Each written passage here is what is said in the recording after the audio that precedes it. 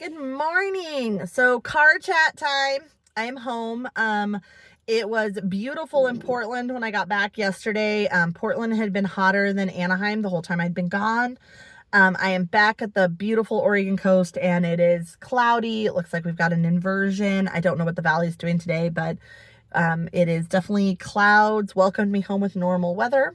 Reminds me of my mornings in Anaheim. It was cloudy in the mornings, burn off in the afternoon. So we'll see what today does. Um, for today's update, I wanted to touch on character interactions from our trip. And at the end of the video, I'm going to include some photos because we did get some photos of some various character interactions. But character interactions are a hard thing to discuss when it comes to traveling with an individual with autism because there is no one size fits all option. We had every intent to get the Main Street characters in their 70th anniversary gear. We tried to get Donald Duck like 6 or 7 times, but the lines in that Main Street area by the train station for seeing the characters were just not practical for my daughter. We kept missing the cutoff for line, or they had like a 30 to 45 minute wait. And it was just check back, check back, check back. And so she had really, really wanted to see Donald Duck with her friend Quackers. And it did not happen. That was our big disappointment from the trip. But overall, she did okay with that. We did have a really awesome experience. She kind of lit up and saw Belle walking near the castle. And Belle caught on right away that she was trying to kind of connect with Belle. She was like, I love Belle, I love books, and she was telling this to me, and Belle overheard it.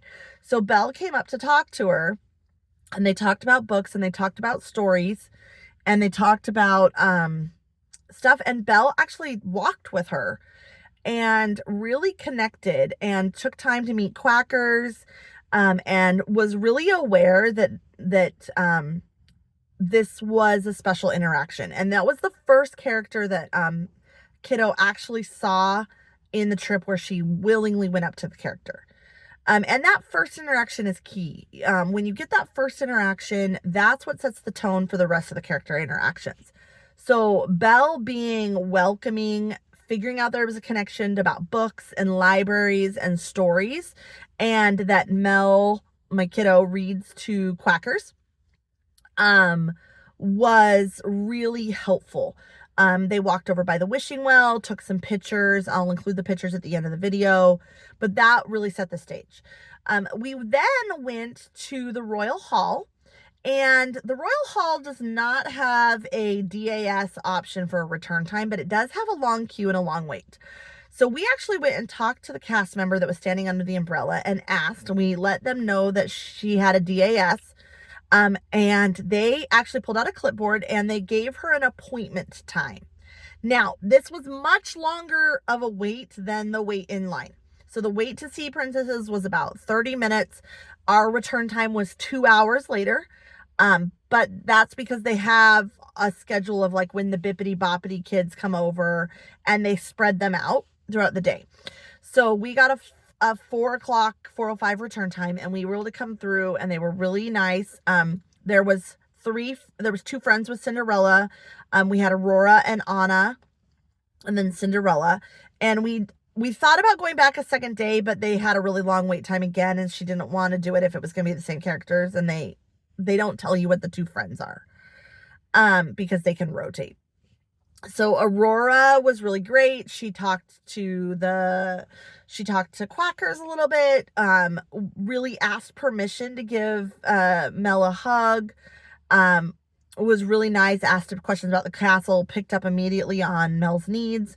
Same thing with Anna. Anna was fabulous. They talked about friends, animal friends. They talked about the reindeer, Sven, and they talked about Quackers and talked about the ducks. Anna was great. She asked if Mel had seen the ducks around the park. And when Mel lit up that she loved the ducks in the park, that was their whole interaction, and it was fabulous. And Cinderella was just equally amazing, and shared about like Gus, and they talked about the different critters and the kitties, and it was really a nice interaction, and they did not make her feel abnormal for being a teenager with a stuffy in the park.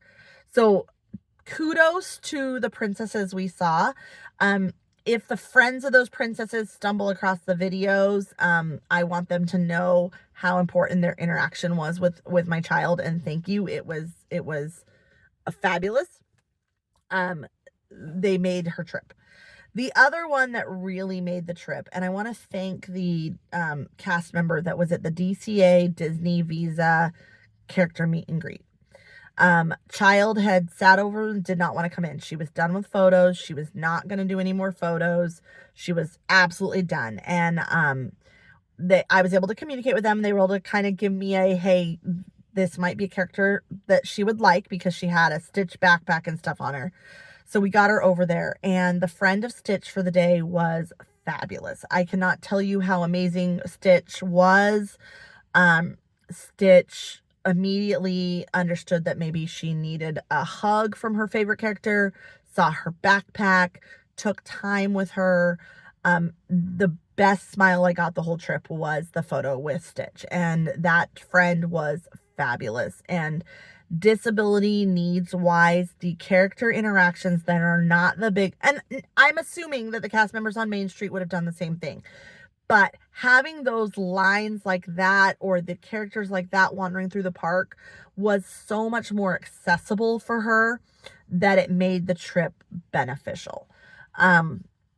And those were the only characters we saw this trip, but she saw other characters from afar and pointed them out, but those were the ones we interacted with, and I cannot express how amazing it was. So if you are traveling with a child who has a DAS or autism spectrum disorder or sensory processing, and they are feeling overstimulated, or overwhelmed, or like they don't connect, I highly, highly encourage you to visit the Royal Hall. If you have a Disney Visa card, check out the Disney Visa. We did see Darth Vader as well. I don't know what happened to the pictures for Darth Vader. I don't have them. I have to check with our friends on them. But Darth Vader picked up that she was on the dark side, and they had a fun little interaction, but we didn't really get it on photo. So that was kind of fun. Oh, we did see Rey too. That was the other one. Rey was walking through, and Mel was kind of hanging back as everyone was flocking to Rey and Chewbacca.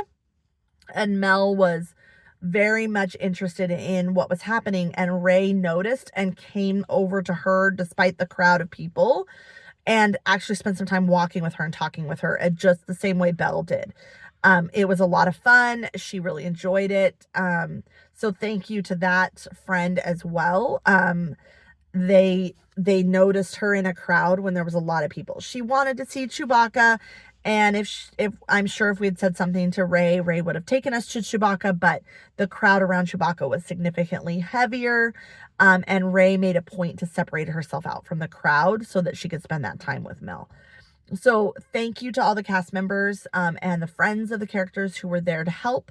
You guys were amazing, but I highly encourage you that don't rule out character interactions just because you have a child with special needs. Ask the cast members if there's no DAS return time. Check in. I know at Mickey's house in Toontown, we've had alternative weight options there as well. They've been helpful for her in the years past when we've gone there. We've had really good success with the characters in Toontown not having nearly as many lines. That typically is where we've seen Pluto, and Goofy we tend to do okay with in DCA. So take the first day or two and scope out where all the characters are, and look for the opportunities that don't have the long lines or might be a little bit smaller.